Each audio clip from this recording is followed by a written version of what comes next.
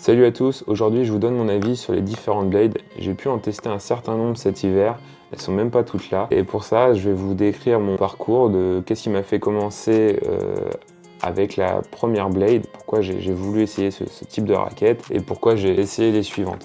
Donc je commence tout de suite avec la première, la 2015, que j'ai essayé donc au mois de janvier. En fait, il faut savoir que je venais d'une pure Aero VS, on était en période d'hiver, donc jeu en salle, sur des surfaces rapides, avec des frappes tendues. Et sur la pure Aero VS, j'avais un manque de prédictibilité sur ces frappes tendues, c'est-à-dire que je sentais plutôt bien le jeu en volume, les frappes liftées avec cette VS, mais pas le jeu plus frappé, le jeu plus direct avec des trajectoires moins hautes. Et j'ai eu l'occasion un petit peu par hasard, en fait c'était dans le cadre d'une réparation d'une blade de 2015. J'ai pu en essayer une et ça répondait vraiment à mon besoin, à savoir voilà, de frapper plus facilement, plus tendu, avec plus de contrôle et une bonne stabilité, par exemple sur les gros retours de service. Et pourquoi en fait, techniquement, ce qui se passe sur une blade par rapport à une VS, c'est que le plan de cordage va être plus resserré. Donc là on a une blade 2015 aussi, c'est pas celle-ci que j'avais essayé mais c'est le même modèle. On a des cordes plus resserrées et un cœur plus souple. Et ça contribue à mieux sentir la balle à plat en fait. Parce que ce qui va se passer, c'est que le cœur va se déformer un peu plus à l'impact, ce qui va augmenter un petit peu le temps de contact et aider à mieux sentir la frappe sur les trajectoires frappées tendues. Par contre, on perd en accès au lift, c'est-à-dire que pour le lift, quand on vient brosser, là on a envie d'un cœur qui lui est plus rigide, un peu plus costaud, avec moins de déformation en torsion pour vraiment bien imprégner le lift. Donc c'était moins efficace sur le lift, ça sortait moins bien de la raquette même sur le service. Mais au global, j'avais l'impression c'était pas une impression, j'étais plus en maîtrise, je faisais moins de fautes. Et c'était cool et ça m'a rendu très curieux sur cette gamme blade que j'avais toujours rechigné à essayer. Et j'ai donc ensuite essayé une Blade Pro Stock. Donc pour la petite histoire, moi j'étais en recherche d'une Blade Pro, je vais en parler juste après, parce que j'ai pu les avoir au final les Blade Pro, mais en cherchant ça, je suis tombé sur une Blade Pro Stock. Donc en fait c'est le même moule qu'une Blade 98 classique. Là on a la peinture de la V7, le cadre en tant que tel, il a pas toutes les technologies, prétendue technologie commerciale d'une V7, donc on va avoir un feeling un peu moins feutré, une raquette globalement moins assouplie que ce qui se fait dernièrement. Ça doit être un peu dans l'esprit c'est dans l'esprit de la 2015 en fait, avec un feeling encore peut-être un peu plus ferme quoi. Même plan de cordage que la 2015. Et par contre la grosse différence c'est une grosse inertie. Donc là 2015 on est autour des 330 d'inertie raquette cordée. Là on arrive tout de suite à 350. Et c'est dommage parce que la raquette j'aimais beaucoup le feeling. C'était encore plus stable. On sentait que le cadre était encore un peu plus costaud que la 2015. Encore que est-ce que c'était pas lié à l'inertie? Mais toujours est-il que le feeling était vraiment bon. Mais ça sortait pas forcément mieux de la raquette au final à cause de l'inertie trop élevée pour moi. J'arrivais pas à bien accélérer la raquette, donc dommage, mais voilà. Super cadre et je comprends pourquoi des pros jouent avec ça. Parce que pour petite précision, le Pro Stock, ça veut dire que c'est issu du circuit professionnel dans le cadre de contrats professionnels que certains joueurs pros ont avec les marques. Donc là, en l'occurrence, j'ai pas su le joueur qu'il avait. Je sais que c'était un joueur de double français, double nationalité on m'avait dit. Mais non, j'ai jamais su qui c'était le joueur, mais en tout cas voilà, il avait un contrat avec Wilson. Donc une raquette customisée à son besoin, en l'occurrence il avait un revers à deux mains, donc avec un équilibre, c'était logique qu'il soit avec une raquette plutôt équilibrée en tête, pas très lourde en manche. Donc voilà, super cadre, mais trop difficile pour moi et je pense que ça peut convenir à certains joueurs, mais pas énormément quoi. Donc on a parlé de la Blade de 2015, on a parlé de la Pro Stock. On va maintenant parler des Blade Pro. Les Blade Pro, ce n'est pas la même structure. On a une structure qui est plus carrée, un peu plus rectangulaire, un profil qui est un peu plus épais. Si j'en mets deux côte à côte, vous allez voir.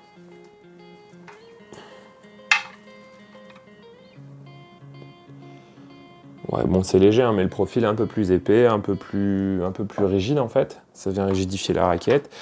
Là, on a une 16x19, le plan de cordage est un peu plus espacé que sur les autres 16x19 que j'ai pu tester. Hein, les autres raquettes, hein, pour précision, c'était en 16x19.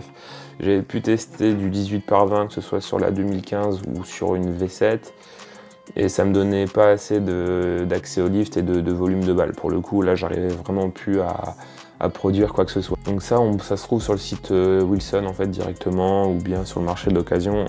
Vous verrez pas ça sur les sites vendeurs classiques.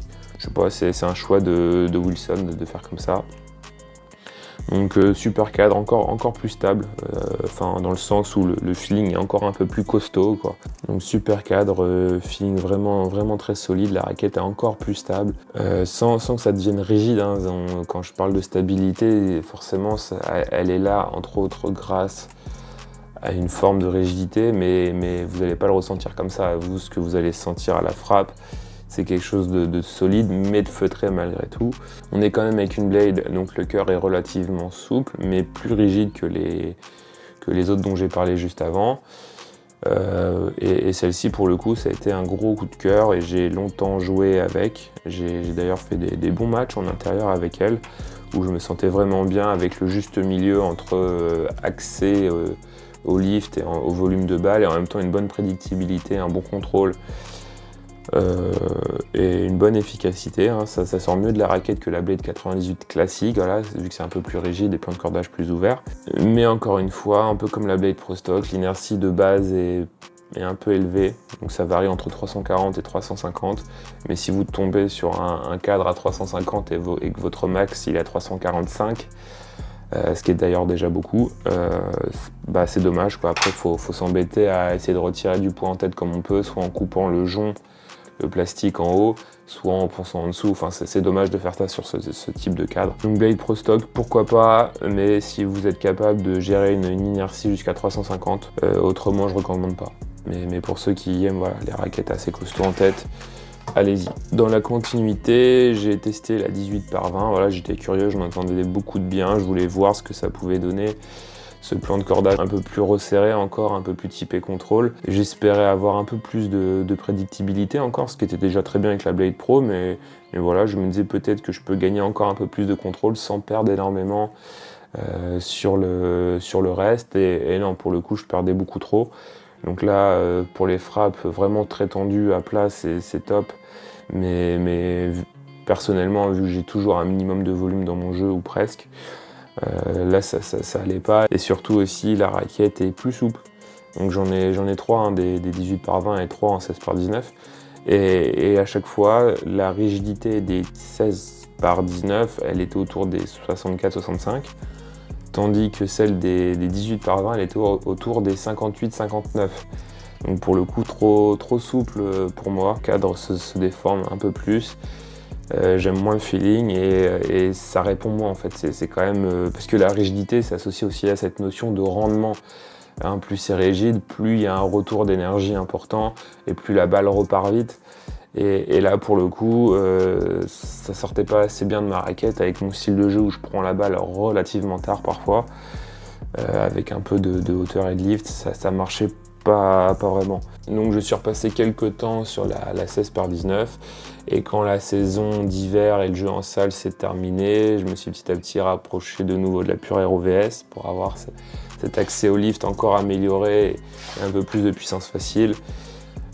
Et au final, si vous avez vu mes autres vidéos, vous savez que je suis passé sur les Hero Pro Drive 2013, qui a un plan de cordage assez resserré, un peu la manière de la Blade Pro, mais une tolérance accrue au travers d'un plus grand tamis et une rigidité supérieure, ce qui fait que mon jeu est globalement plus efficace, même si la raquette est moins agréable. Si vous jouez, surtout indépendamment de des notions de performance, si vous jouez pour le plaisir, pour le feeling à l'impact, Blade Pro c'est génial, Blade 98 c'est bien aussi. Ça sera toujours mieux que ce qui se fait chez Aero globalement en termes de feeling. Surtout si vous frappez plutôt tendu, assez fort, ça sera plus sympa. Et enfin, 2 raquettes qu'il faudra que j'essaye un peu plus longuement. On a ici une Blade 98 BLX de 2013. Donc voilà, super jolie hein, pour le coup. Logiquement, ça devrait être à peu près la même chose que la 2015, à savoir que les plus anciennes générations de Blade étaient un petit peu plus rigides que les dernières et un peu plus lourdes en tête, c'est-à-dire que sur la V7 par exemple, la rigidité a quand même pas mal été baissée. Hein. Donc là, les 2015, une 2015, celle-ci j'ai pas regardé, mais la 2015, je mesure la rigidité autour des 65. Donc avec le point de rigidité mesuré ici au-dessus du cœur. Sur une V7, je mesure ça autour des 59-60 quoi. Donc la raquette avait déjà quelques années, mais quand même, les V7 sont plus souples. Donc ça peut être bien niveau sensation pour ceux qui aiment quelque chose de très feutré et qui se déforme pas mal à l'impact. Mais ceux qui veulent quelque chose d'un peu plus solide, qui se déforme un peu moins, plutôt les anciennes Blades. Et sur la dernière Blade, la V8, pour la rigidité, je pense que c'est un peu plus que la V7. Mais ils ont enlevé beaucoup de poids en tête pour la rendre un peu plus maniable et plus accessible au plus grand nombre en fait. Même si je pense qu'un Tamiya 98, c'est clairement pas forcément le plus adapté pour le joueur loisir, mais bon, pourquoi pas. Donc moins lourde en tête, moins rigide que des 2015 ou des 2013. Et donc je pense moins efficace quoi, mais plus adapté pour du jeu avec de la sensation où on vient prendre tôt quoi. Et enfin, ma petite recommandation secrète, la Blade 104. Donc là, la raquette elle est un petit peu allongée et malgré tout, malgré cet allongement, on a une raquette qui a une inertie qui est assez basse pour le coup, autour des 310, ce qui va en faire une raquette adaptée au plus grand nombre et qu'on pourra faire évoluer par la suite. Et l'intérêt de cette raquette, Blade 104 c'est pour la taille du Tamiya, en fait c'est un 670 cm². Et ça va être super intéressant pour avoir plus de tolérance, plus de puissance facile. On a quand même un contrôle qui reste très correct du 18 par 19, donc un plan de cordage relativement resserré, surtout pour cette taille de cadre. On a toujours la structure propre au Blade, qui a été un petit peu renforcée pour compenser l'agrandissement du tamis, mais donc ça en fait une raquette qui reste très stable et qui garde le feeling des Blades. Donc là, la Blade 104, je sais qu'il y a souvent un blocage mental, hein, et moi le premier à se dire ah bah non, pas plus de 645, au-dessus c'est pour les c'est pour les nuls, mais non en fait, je crois que dans Serena, elle est en 102, donc 102 ça doit être 660, et Venus Williams pour le coup elle doit être sur la 104. Donc on a quand même des joueurs pros qui utilisent des tamis au-delà de 100. Donc je me dis dans le monde amateur, franchement, je pense qu'il y a plein de gens qui bénéficieraient de cette tolérance supplémentaire. Et je pense que pour beaucoup, une 104 sera plus pertinente qu'une 98 si vous aimez le feeling Blade. Donc si vous avez des questions, utilisez l'espace commentaire. J'essaierai d'apporter des précisions par rapport à tout ce que j'ai pu dire. Si vous avez aimé la vidéo et que vous voulez voir les suivantes, vous pouvez vous abonner. Et si vous voulez en savoir plus sur ce qu'on propose au travers de Tenart, en particulier différentes prestations artisanales comme la réparation des cadres cassés ou la customisation, ou encore l'optimisation, vous pouvez aller sur le site Tenart Custom ou sur Instagram pour voir ce qu'on fait et éventuellement nous contacter si vous êtes intéressé. Merci, à bientôt.